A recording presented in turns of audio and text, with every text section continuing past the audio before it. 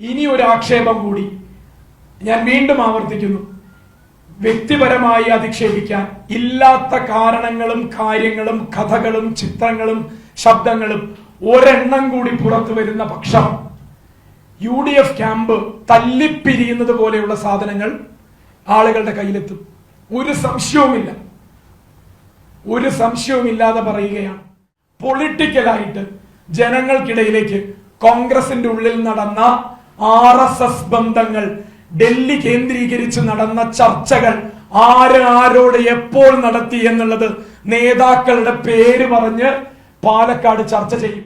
LDF convention സമയത്ത് താങ്കളുടെ പ്രസംഗത്തിൽ സൂചിപ്പിച്ചൊരു കാര്യം, എനിക്കെതിരെ വരും ദിവസങ്ങളിൽ UDF നിർമ്മിത ബുദ്ധി വരെ ഉപയോഗിച്ചേക്കാന്ന് പറയുന്നത്. അതിപ്പോഴും ഞാൻ സത്യം പറഞ്ഞാൽ പറയാതിരുന്നതാ. എനിക്ക് എന്റെ കാര്യം പറയാനല്ലല്ലോ പത്രസമ്മേളനം. അത് ഞാൻ വേറെ വഴികളിലൂടെയൊക്കെ പറയാന്ന് വിചാരിച്ചു. ചോദിച്ചതിന് നന്ദി. വളരെ വലിയ വേട്ടയാടലുകൾ നടന്നുകൊണ്ടിരിക്കുന്നുണ്ട്. എന്റെ ശബ്ദം വരെ കൃത്രിമമായി, ഒരുപക്ഷെ ഈ ശബ്ദം ഇപ്പൊ ഇങ്ങനെ ഇടറിപ്പോയത് അല്ലെങ്കിൽ ഒരു പതർച്ച വന്ന് നന്നായി എന്ന് വിചാരിക്കും. ഇപ്പൊ ഇതുകൂടി അവർക്ക് ഇതുപോലെ പകർത്തേണ്ടി വരും. കാരണം സരിൻ ഇപ്പൊ പറയുന്നത് ഈ ഇങ്ങനത്തെ ശബ്ദത്തിലാണ്. അപ്പൊ പഴയ സരിന്റെ ശബ്ദം വെച്ചുകൊണ്ട് ഉപയോഗപ്പെടുത്താൻ ഉള്ള സാധ്യതയെ ഞാൻ തന്നെ ഒരു പരിധി വരെ തടഞ്ഞിട്ടുണ്ട്. വളരെ കൃത്യമായി ബോധപൂർവ്വം എന്റെ ശബ്ദം ഉപയോഗിച്ച് നടത്തുന്ന പ്രചരണങ്ങൾ ശ്രദ്ധയിൽപ്പെട്ടു. ദൃശ്യത്തിലേക്ക് കടന്നതായിട്ട് ഇതുവരെ ശ്രദ്ധയിൽപ്പെട്ടിട്ടില്ല. വ്യക്തിഹത്യ നടത്തിയാലാണ് ഈ ഇലക്ഷൻ ജയിക്കുക എന്ന് UDF ധരിക്കുന്നുണ്ടെങ്കിൽ അതിന്റെ ഏതറ്റം വരെ അവരങ്ങ് പോട്ടേന്നേ. കയറൂരി വിടട്ടെ രാഹുലിന്റെ പട്ടാളത്തെയും ഷാഫിയുടെ പട്ടാളത്തെയും. അത് മാത്രം നടത്തി സ്വന്തം ക്യാമ്പിനകത്തെ യൂത്ത് കോൺഗ്രസ് ഇലക്ഷൻ അട്ടിമറിച്ചവരല്ലേ അവർ. വ്യക്തിഹത്യയുടെ രാഷ്ട്രീയം കൊണ്ടല്ലേ കോൺഗ്രസിന്റെ ഉള്ളിലുള്ള ശബ്ദങ്ങളെ ഇല്ലാതെയാക്കിയത്. അതിന്റെയൊക്കെ തുടർച്ച എതിർ രാഷ്ട്രീയത്തിനോടും കാണിക്കുന്നതിന്റെ അന്തസ്സില്ലായ്മ ജനങ്ങൾ തിരിച്ചറിയട്ടെ. ഞാൻ പറയുന്നു, സൗമ്യക്കെതിരെ നടന്ന വ്യക്തിയധിക്ഷേപങ്ങളുണ്ട്. സൗമ്യ ഇന്ന് രാത്രി ഇവിടെ എത്തും. ഒരുപക്ഷെ ഇനി പ്രസ് ക്ലബിൽ പ്രസ് മീറ്റ് നടത്തുക ഞാനായിരിക്കുകയില്ല. എന്റെ പ്രതിനിധിയായിട്ടോ അല്ലെങ്കിൽ വ്യക്തിപരമായിട്ടോ അത് സൗമ്യ നടത്തേണ്ട കാര്യങ്ങളാണെങ്കിൽ സൗമ്യ വിളിച്ചു പറയേണ്ട കാര്യങ്ങൾ സൗമ്യ കൃത്യമായി വിളിച്ചു പറയും. ഇനി ഒരു ആക്ഷേപം കൂടി ഞാൻ വീണ്ടും ആവർത്തിക്കുന്നു. വ്യക്തിപരമായി അധിക്ഷേപിക്കാൻ ഇല്ലാത്ത കാരണങ്ങളും കാര്യങ്ങളും കഥകളും ചിത്രങ്ങളും ശബ്ദങ്ങളും ഒരെണ്ണം കൂടി പുറത്തു വരുന്ന പക്ഷം UDF ക്യാമ്പ് തല്ലിപ്പിരിയുന്നത് പോലെയുള്ള സാധനങ്ങൾ ആളുകളുടെ കയ്യിലെത്തും. ഒരു സംശയവുമില്ലാതെ പറയുകയാണ്. അത് എത്താതിരിക്കുക എന്നുള്ള രാഷ്ട്രീയ മര്യാദ നമ്മൾ കാണിക്കുന്നുണ്ടെങ്കിൽ അതിവിടുത്തെ തെരഞ്ഞെടുപ്പ് ജനങ്ങൾ അഭിപ്രായ പ്രകടനം നടത്തി വിലയിരുത്തേണ്ടതാണെന്നുള്ളതിന്റെ ബോധ്യം കൊണ്ടാണ്. ഇനിയും തുടർന്നാൽ അത് പൊതുജന മധ്യത്തിലേക്ക്, ഞാൻ വീണ്ടും പറഞ്ഞു, അത് വ്യക്തി അധിക്ഷേപമായിരിക്കില്ല, പൊളിറ്റിക്കൽ അധിക്ഷേപങ്ങളായിരിക്കും. ഒരു സംശയവും വേണ്ട. പൊളിറ്റിക്കലായിട്ട് ജനങ്ങൾക്കിടയിലേക്ക് കോൺഗ്രസിന്റെ ഉള്ളിൽ നടന്ന RSS ബന്ധങ്ങൾ, ഡൽഹി കേന്ദ്രീകരിച്ച് നടന്ന ചർച്ചകൾ ആരോട് എപ്പോൾ നടത്തി എന്നുള്ളത് നേതാക്കളുടെ പേര് പറഞ്ഞ് പാലക്കാട് ചർച്ച ചെയ്യും. ധ്രുവീകരണ രാഷ്ട്രീയത്തിന് കോൺഗ്രസ് ഉപയോഗിക്കാൻ പോകുന്ന മതത്തിന്റെ ലേബൽ ഉപയോഗിച്ച് നടത്താൻ പോകുന്ന അട്ടിമറികൾ എങ്ങനെയൊക്കെയാണ് എന്ന് പുറം ലോകം ചർച്ച ചെയ്യും.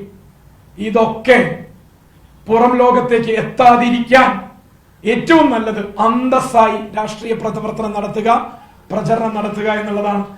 ഇനി ഞാൻ വീണ്ടും ആവർത്തിക്കുകയാണ്, ഏതൊരാളിൽ നിന്നാണെങ്കിലും കോൺഗ്രസ് പാളയത്തിൽ നിന്ന് വ്യക്തിയധിക്ഷേപം ഞാൻ ചെയ്തതിന്റെ പേരിൽ പറഞ്ഞാൽ ഞാൻ അത് ഏറ്റുപറയാനും തയ്യാറാണ്. എന്റെ ജോലിയുമായി ബന്ധപ്പെട്ട് കഥകൾ ഉണ്ടായിരുന്നു, ഞാനൊരു മറുപടി പോലും പറഞ്ഞിട്ടില്ല.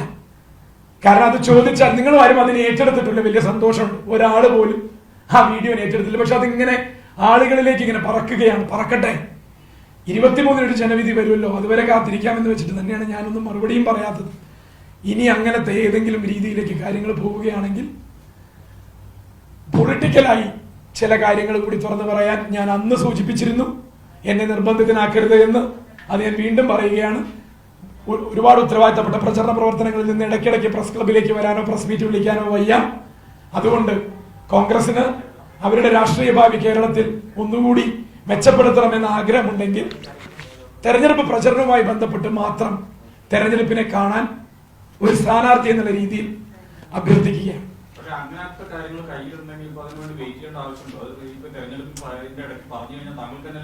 അങ്ങനെ വ്യക്തിപരമായിട്ട് ഗുണം ചെയ്യണ്ടെന്നേ. ഞാനല്ലേ ഇതല്ലേ താങ്കൾ കുറച്ചും എന്നോട് ചോദിച്ചു ഇവിടുത്തെ വിഷയം എന്താന്ന്, ഇവിടുത്തെ എന്ത് വിഷയം ഇവിടെ ചർച്ച ചെയ്യണ്ടേ, ഏത് വിഷയം ചർച്ച ചെയ്യണ്ടേ, ജനങ്ങളുടെ വിഷയം ചർച്ച ചെയ്യാം.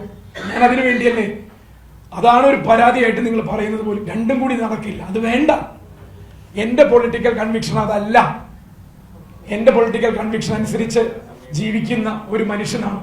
അതിന് നേരും നെറിയും കൊണ്ടു നടക്കുന്നുണ്ട്. പക്ഷെ പരിധിയിൽ കവിഞ്ഞ് നമ്മളെ നോവിച്ചുകൊണ്ടേയിരിക്കാനുള്ള ഉദ്ദേശമുണ്ടെങ്കിൽ അത് അവിടെ നിന്നുണ്ടാകുന്ന തലകൾ ഏതാണെന്ന് നമുക്ക് കൃത്യമായി അറിയാം. അതുകൊണ്ട് തന്നെ ആ തലകൾ ഉരുളുന്ന രീതിയിലുള്ള കാര്യങ്ങൾ ഉണ്ടാകും, ഒരു സംശയവും വേണ്ട. ചിലരുടെയൊക്കെ പൊയ്മുഖങ്ങൾ അഴിഞ്ഞു വീഴും, ഒരു സംശയവും വേണ്ട. ഡീൽ എന്ന് പറയപ്പെടുന്ന വാക്കിന്റെ യഥാർത്ഥ രേഖകൾ നിങ്ങളുടെ കയ്യിലെത്തും, പൊളിറ്റിക്കൽ ഡീലുകളുടെ. ഓക്കെ, അവിടെ നിൽക്കട്ടെ, അവിടെ നിൽക്കട്ടെ.